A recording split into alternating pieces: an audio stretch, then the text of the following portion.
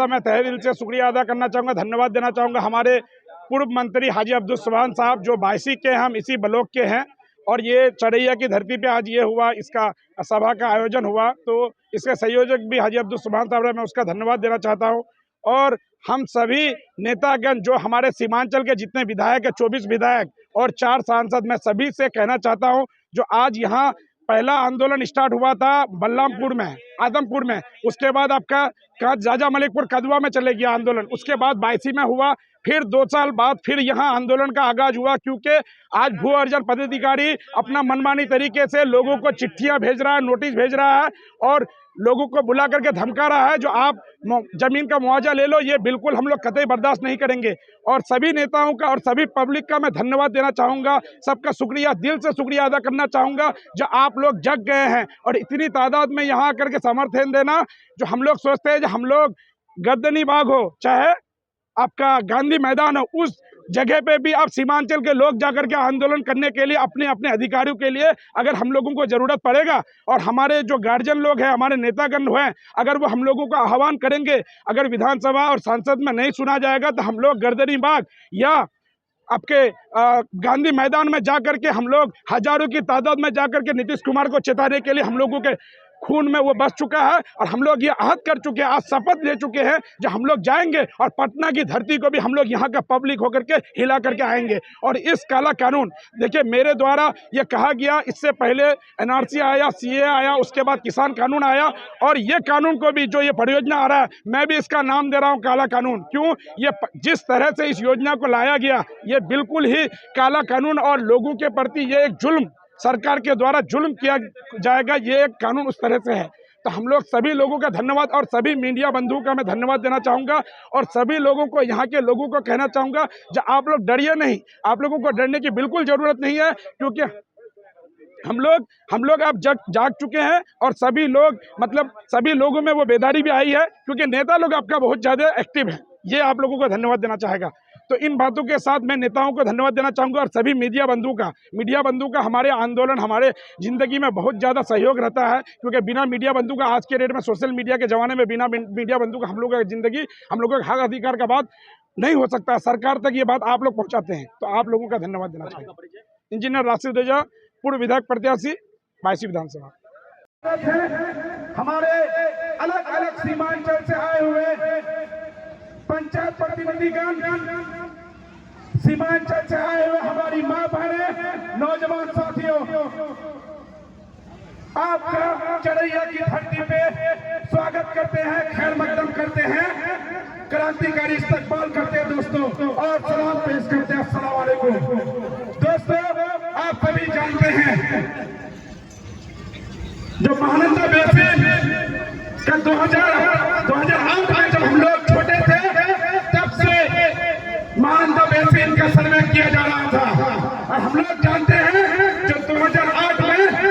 इससे पहले 50 साल पहले, क्योंकि हम लोगों के जो गार्जियन समान हाजी अब्दुल सुभान साहब हैं और जो क्या नेतागण हैं, क्योंकि हम लोग उस समय नहीं थे जब पहला फेज महानंदा बेसिन का बनाया गया था। कदवा प्रखंड में हम लोग इसका चरफंदित गवाह है, डगरवा में बनाया गया है ये बात। कदवा प्रखंड में क्या हम लोगों के पंचायत या बॉर्डर से, कुड़ूर से लेकर के दूर तक, मीनापुर और क्या जगह तक ये फेज 1 महानंदा बेसिन बनाया गया दोस्तों। उस वक्त हम लोग पैदा नहीं हुए थे, लेकिन अब सरकार 2008 के बाद फिर से Mahananda basin phase 2, phase 3, phase 4, phase 7 तक के लेकर के आया है। ये आप लोग सभी हमारे पूरे बुजुर्ग, नौजवान साथी, माँ बहनें और हमारे लोग इससे वाकिफ तो हैं, लेकिन इनको बहुत अच्छी तरीके, इन चीजों को आप लोग बहुत अच्छी तरीके से नहीं समझते हैं। महानंदा बेसिन वो योजना है जो हमारा सीमांचल का तबाही करने के लिए, तबाही का मंजर दिखाने के लिए वो काफी है दोस्तों। महानंदा बेसिन चाहे फेज 2 बने, चाहे फेज 3 बने, चाहे फेज 4 बने, फेज 7 तक बनना है। मैं कहना चाहता हूँ, मैं सुगवा महानंदपुर पंचायत, आप लोग सुगवा महानंदपुर पंचायत नाम से जानते हैं, लेकिन सुगवा महानंदपुर पंचायत एक मौजा है, हमारे हमारे सीमांचल के सभी लोग नहीं जानते होंगे, लेकिन बागडोर, हड्डाम, धमाडोली, उज्जैन आप लोग, बद्दूडोला आप लोग जरूर जानते हैं। क्या जानते हैं कि नहीं जानते हैं? लेकिन दोस्तों मैं ये बताना चाहूंगा, बहुत अपना खेद मन से बताना चाहूंगा, बहुत दुख भरी मन से बताना चाहूंगा दोस्तों, जो ये बांध आपका बहादुरगढ़ कोचा धामन से चल करके ये बांध रंगपुर, आपका बल्लापुर जो हमारा पंचायत का बॉर्डर है, और आगे जाकर के पास हुई, और ये बंगाल और गंगा नदी में ये मिलने वाला है दोस्तों। ये बांध का ये मसला है, आपको बताना चाहूंगा, क्योंकि जब बांध का आंदोलन पिछले 2 वर्ष पहले जब फिर से झंडा गाड़ने के लिए आ गया, लोगों को धमकाने के लिए, डराने के लिए आ गया, तो उस वक्त भी हम लोग और हाजी अब्दुल सुभान साहब का भी आप लोगों को धन्यवाद करना चाहिए, आपका महबूब साहब का भी, जो बल्लापुर के विधायक हैं, जितने भी विधायक, चाहे शकील खान का आप लोगों को, सब अख्तर ईमान साहब का, जितने भी सीमांचल के विधायक हैं, सबका आप लोगों को धन्यवाद करना चाहिए। जब 2 साल पहले फिर से बांध को लेकर के आया था, बांध बनाने के लिए, जिसका आज आपको ट्रेलर देखने को मिल रहा है। मेरा पंचायत के बगल में नवाबगंज और डंगड़ा के जगह में जब नोटिस दिया गया,